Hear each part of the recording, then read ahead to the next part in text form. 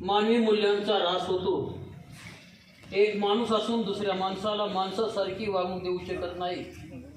एक माणूस असून दुसऱ्या माणसाला जनावरासारखी वागणूक द्यायला सुरुवात करतो। त्यावेळेस या मातीमध्ये महापुरुषांना जन्म घ्यावा लागतो। त्यावेळेस माँसाहेब जिजाऊ असतील किंवा उठा, जागे व्हा आणि ध्येय गाठेपर्यंत थांबू नका। युवा ही या देशाची सगळ्यात मोठी ताकद आहे असे सांगणारे स्वामी विवेकानंद यांना या मातीमध्ये जन्म घ्यावा लागला। आपल्या देशामधील या दोन विभूती ज्या आहेत त्यांचा जन्मोत्सव आपण आपल्या विद्यालयामध्ये साजरा करत आहोत। विद्यार्थी मित्रांनो, स्वामी विवेकानंद हे संन्यासी होते, पण संपूर्ण आयुष्य त्यांनी या भारत देशाच्या उद्धारासाठी आणि या देशामधील जे तरुण आहेत, जे युवा आहेत, यांचा उद्धार करण्यासाठी आयुष्य घातले। Man is not poor without money, but man is real poor without dream and ambition. माणसाकडे पैसे नसतील तर तो कधीच गरीब नसतो, पण माणसाकडे जर स्वप्न आणि ध्येय नसेल तर तो महादरिद्री असतो, महागरीब असतो, असं मत स्वामी विवेकानंद यांनी मांडलेलं होतं। शिकागो या ठिकाणी ज्यावेळेस सर्व धर्म परिषद भरली होती अमेरिकेमध्ये, त्यावेळेस हिंदू धर्माचे प्रतिनिधी म्हणून भारतामधून स्वामी विवेकानंद यांना अमेरिकेमध्ये पाठवलं होतं। आणि त्यावेळेस हिंदू धर्माचा जो धर्मग्रंथ आहे भगवद्गीता, हा सगळ्या ग्रंथांच्या खाली ठेवण्यात आलेला होता। त्यावेळेस स्वामी विवेकानंद यांना दिवसण्यासाठी एका व्यक्तीने त्या ठिकाणी असं म्हटलं की विवेकानंदजी, तुमचा हिंदू ग्रंथ तर सगळ्या ग्रंथांच्या खाली आहे, आमचे ग्रंथ त्याच्या वरती ठेवलेले आहेत। हजर जबाबीपणा काय असतो ते स्वामी विवेकानंदांनी त्या ठिकाणी दाखवून दिला आणि त्यांनी सांगितलं, ज्या अर्थी आमचा ग्रंथ सगळ्यात खाली आहे त्या अर्थी तो वरील सर्व धर्मग्रंथांचा पाया आहे। आणि त्यावेळेस ज्यानं दिवसलं होतं तो शांत झाला। आणि ज्यावेळेस स्वामी विवेकानंद त्या सभागृहामध्ये बोलण्यासाठी उभं राहिले, त्यांच्यापूर्वी आलेले सर्व जे धर्मगुरू होते त्यांनी फ्रेम्स वगैरे उच्चार केले सुरुवातीला भाषणामध्ये, परंतु स्वामी विवेकानंदांनी आपल्या भाषणाची सुरुवात त्या ठिकाणी बंधू आणि भगिनींनी, माझ्यासमोर बसलेले सर्व बंधू आणि भगिनी, अशी सुरुवात केल्याबरोबर स्टँडिंग ओवेशन, म्हणजे युरोप खंडामध्ये जे भाषण केले जाते त्या भाषणामध्ये जर एखादी गोष्ट आपल्या हृदयाला स्पर्श करून गेली तर उभं राहून टाळे वाजवले जातात। पहिल्याच वाक्याला स्वामी विवेकानंदांच्या उभं राहून टाळे वाजवण्यात आले आणि एका वाक्यानं सर्व सभागृह स्वामी विवेकानंदांनी जिंकलं होतं। आणखी एक प्रसंग त्यांच्या जीवनातला सांगावासा वाटतो। आता मी हा वाचलेला नाही, ऐकीव प्रसंग आहे, पण बऱ्याच जणांनी हा सांगितलेला आहे की स्वामी विवेकानंदांचे विचार आणि त्यांच्या चेहऱ्यावरचं तेज पाहून त्या शिकागो परिषदेमध्ये आलेली एक महिला जी होती तिनं स्वामी विवेकानंदांबरोबर विवाह करण्याची इच्छा व्यक्त केली होती। त्यावेळेस स्वामी विवेकानंद त्या महिलेला असे म्हटले, तुम्हाला असं का वाटतं की माझ्याबरोबर विवाह करावा? तर त्या महिलेनं सांगितलं की मी तुमच्याबरोबर विवाह केल्यानंतर माझ्या पोटी सुद्धा तुमच्यासारखा तेजस्वी पुरुष जन्माला येईल, म्हणून मला वाटतं की तुम्ही माझ्याबरोबर विवाह करावा। विद्यार्थी मित्रांनो, स्वामी विवेकानंदांनी त्यावेळेस दिलेले जे उत्तर आहे ते किती महत्त्वाचं आहे।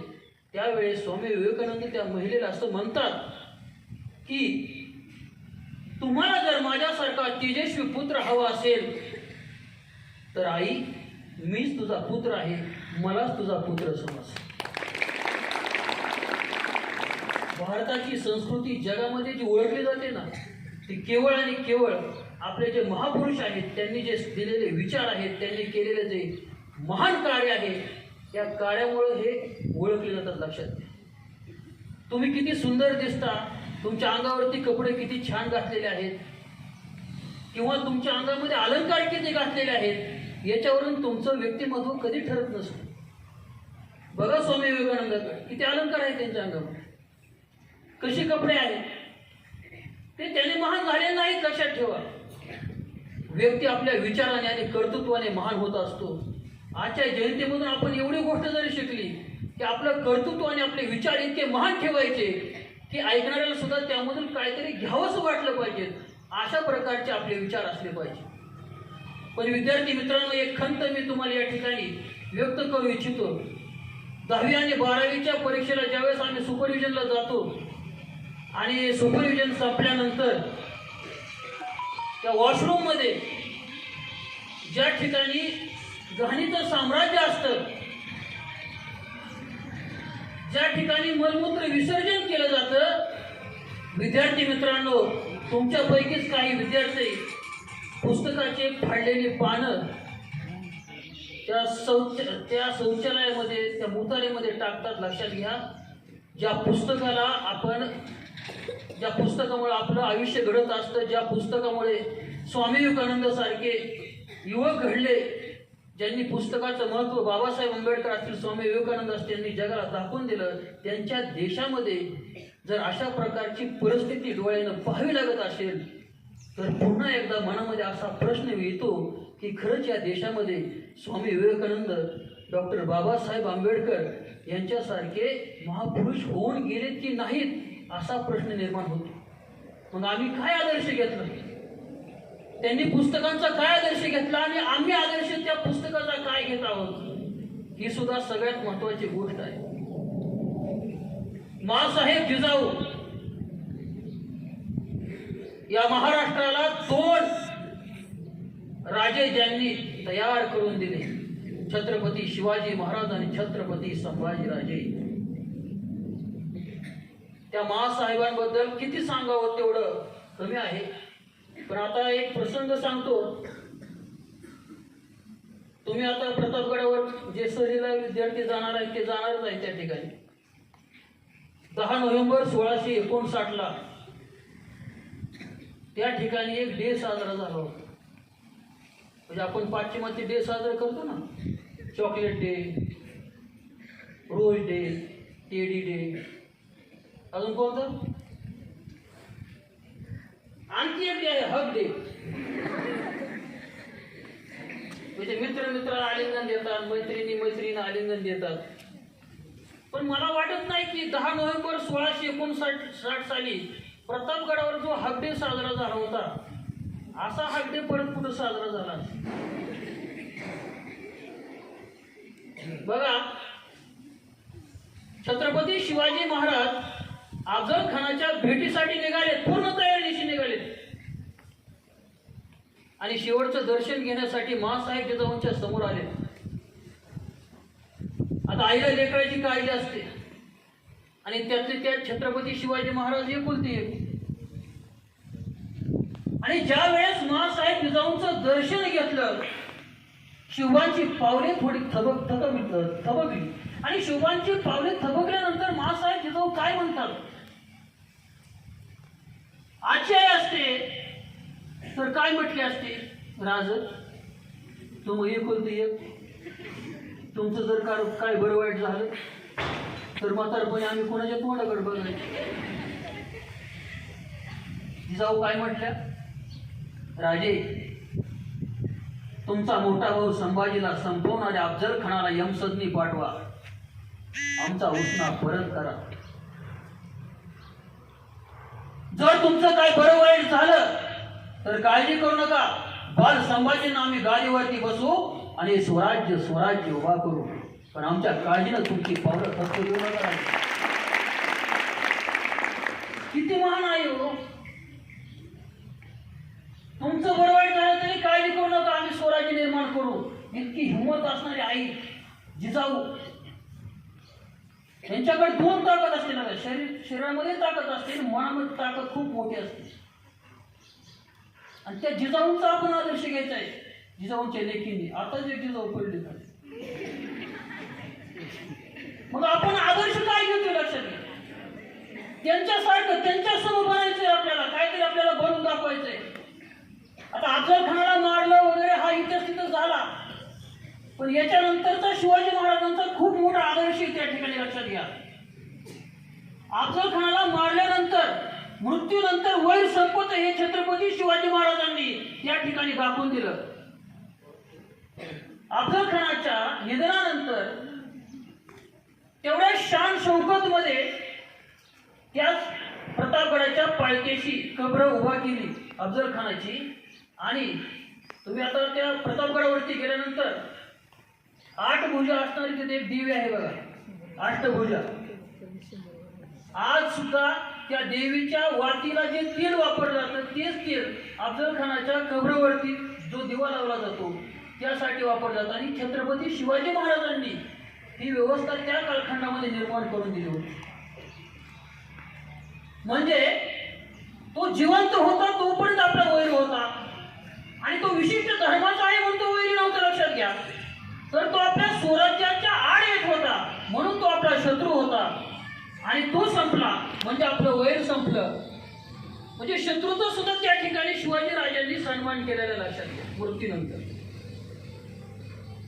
ज्या वेळेस माँसाहेब जिजाऊ बालशिवबा पुण्यामध्ये आले बघा, शहाजी राजांनी काय जबाबदारी सोपवली होती, राजे जा तुम्हाला स्वराज्य निर्माण करायचं.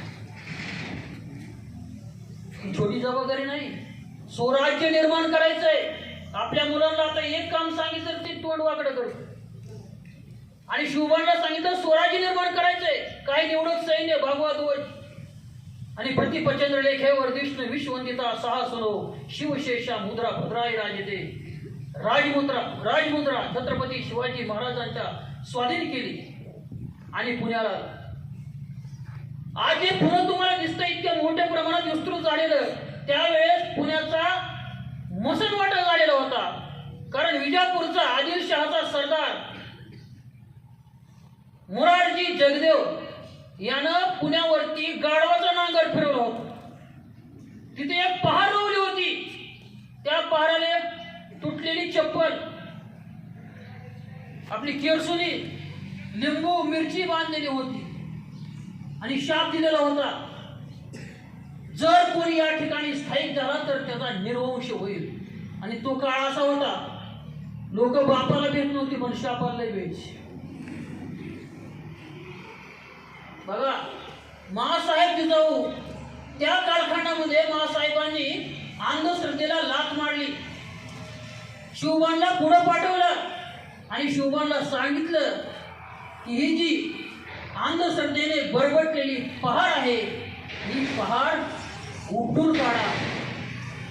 छत्रपती शिवाजी महाराज बालशिवबा समोर गेले आणि ती मोरार जगदेवने रवलेली जी शापित पहाड होती त्या पुण्याच्या मातीमध्ये उपसून फेकून दिली.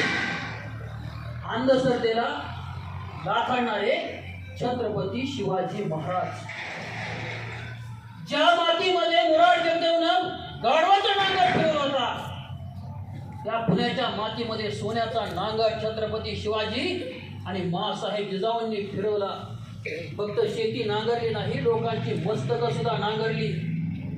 12 माळामध्ये परागंद झालेले सर्व लोक सगळ्यांना एकत्रित आणलं आणि सांगितलं तुम्हाला स्वराज्य निर्माण करायचंय. स्वराज्य बघा, छत्रपती शिवाजी महाराजांकडे 361 किल्ले, पण एकाही किल्ल्याला शिवाजीगड नाव दिलेलं नाही, एकाही किल्ल्याला संभाजीगड नाही किंवा जिजाऊगड नाव दिलेलं नाही. ज्याने ज्या किल्ल्यावरती कर्तृत्व केलं त्याचं प्रतीक त्या किल्ल्याला दिलंय. जसं उदाहरणार्थ तानाजी मालुसरे सिंहासारखे लढले म्हणून कोंढाणा किल्ल्याला सिंहगड नाव देण्यात आलं. घोडखिंडीमध्ये बाजीप्रभू लढले, पावन झाले म्हणून पावनखिंड नाव देण्यात आलं. नंतर आपण साधं टमटम घेतलं तर चिंटू पिंटू बघण्या चिक्की सारी मागची बाजू भरून गेलेली असते. स्वराज्य म्हणजे स्वतःचं राज्य. या मातीमध्ये राहणाऱ्या प्रत्येक व्यक्तीला असं वाटलं पाहिजे की हे कोण्या दुसऱ्याचं नाही, हे माझं राज्य आहे. असं स्वराज्य आपल्याला या ठिकाणी उभं करायचंय. हे त्या लोकांच्या मनामध्ये बिंबवलं गेलं. आता शेतकरी, सगळे शेतकरी होते, एकत्र आले. आता एकत्र आलोय, पण शेती करायची कशी? शेतीसाठी अवजारे लागणार आहेत, बियाणे लागणार आहेत, खते लागणार आहेत, हे आणायचं कुठून? विद्यार्थी मित्रांनो, त्यावेळेस महाराष्ट्रामधली पहिली सहकारी संस्था उभा राहिली, ज्या सहकारी संस्थेचं नाव होतं स्वराज्य आणि त्याच्या संस्थापिका होत्या माँसाहेब जिजाऊ. आणि या ठिकाणी शेतकऱ्यांना कर्ज पुरवठा केला जात होता. कर्ज पुरवठा कसा केला जात होता? आजचं कोणतं सरकार अशा प्रकारचा कर्ज पुरवठा करू शकणार नाही. जे कर्ज दिलेलं आहे तेवढंच फेडायचं, त्याला व्याज वगैरे नव्हतं. आणि दिलेलं कर्ज ते सुद्धा टप्प्याटप्प्याने द्यायचं. आणि जर एखाद्या वर्षी दुष्काळ पडला तर शेतकऱ्याचं सर्व कर्ज माफ केलं जात होतं. जगामधली कर्जमाफी करणारे, जगामधली पहिली शेतकऱ्याची कर्जमाफी, आपल्या भारतामधील पहिली शेतकऱ्याची कर्जमाफी करणारे छत्रपती शिवाजी महाराज लक्षात घ्या. हे सर्व जिजाऊंचे संस्कार होते. म्हणून म्हणतात one mother is better than 100 teacher. एक आई ही 100 शिक्षकापेक्षा श्रेष्ठ असते. म्हणून आज आपण या जयंतीनिमित्त या दोन महापुरुषांनी जे महान कार्य केलेलं आहे त्यांचा आदर्श आपल्या डोळ्यासमोर ठेवायचं. महापुरुषांची जयंती करणं सोपं आहे, महापुरुषावर बोलणं सुद्धा सोपं आहे, पण महापुरुषांसारखं जगणं खूप अवघड आहे. त्यांचा एक विचार जरी आपण मनामध्ये घेतला आणि त्या विचारांनी जरी आपण जगायचं ठरवलं तरी सुद्धा आपलं आयुष्य सार्थक होईल. लक्षात घ्या. आज प्रत्येक आईला असं वाटतं, एक छोटीशी कविता सांगतो आणि थांबतो. आज प्रत्येक आईला वाटतं की माझ्या घरामध्ये सुद्धा शिवाजी सारखा राजा जन्माला आला पाहिजे. पण शिवाजी जन्माला यायचा असेल तर आधी जिजाऊ घडली पाहिजे. जिजाऊ तर शास्त्री पाहिजे ना, मग शिवाजी घडतील ना. याच्यावर आधारित एक छोटीशी कविता आहे. आई म्हणते बाळतू शिवाजी बनायचं असतं, बाबा म्हणतात बाळतू शिवाजी बनायचं असतं. आई म्हणते बाळतू शिवाजी बनायचं असतं, बाबा म्हणतात बाळतू शिवाजी बनायचं असतं. पण पोरग सोरीला निघालं की आई म्हणते इष्टीच्या मधोमध बसायचं असतं. पुढून ठोकलं तरी मागून ठोकलं तरी आपण सुरक्षित वाचायचं असतं. आणि आई म्हणते बाळतू शिवाजी बनायचं असतं आणि बाबा म्हणतात बाळतू शिवाजी बनायचं असतं. पोरग शाळेला निघालं की आई म्हणते कुणाच्या आज्यात पडायचं नसतं, कुणाच्या मध्यात पडायचं नसतं, आपल्या पुरतंच आपण बघायचं असतं. आणि आई म्हणते बाळतू शिवाजी बनायचं असतं आणि बाबा म्हणतात बाळतू शिवाजी बनायचं असतं. बाबा म्हणतात कुणाच्या कार्यक्रमाला जायचं नसतं, गेलं तरी लांब उभं राहायचं असतं आणि भांडणं लागली की पळून घरी यायचं असतं. आणि आई म्हणते बाळतू शिवाजी बनायचं असतं, बाबा म्हणतात बाळतू शिवाजी बनायचं असतं. बाबा म्हणतात थंडीमध्ये कुडकुडायचं नसतं, पावसामध्ये भिजायचं नसतं, उन्हामध्ये तळायचं नसतं, मोबाईल घेऊन कार्टून बघायचं असतं. आणि आई म्हणते बाळतू शिवाजी बनायचं असतं आणि बाबा म्हणतात बाळतू शिवाजी बनायचं असतं. हे बाळच एक दिवस चिडतं आणि हे म्हणतं आई आई मी शिवाजी बनायचं असतं, बाबा बाबा मी शिवाजी बनायचं असतं. पण बाबा त्याआधी तुम्ही शहाजी बनायचं असतं आणि आई आई तू जिजाऊ बनायचं असतं, त्यावेळेस मी शिवाजी बनायचं असतं. शिवाजी हे नाव कधीतरी उलट वाचून बघा. त्यावेळेस होतं जीवाशी. जो राजा हयात आयुष्यभर जीवाशी खेळ खेळत आला त्याचं नाव शिवाजी, त्याचं नाव शिवाजी, त्याचं नाव शिवाजी. धन्यवाद.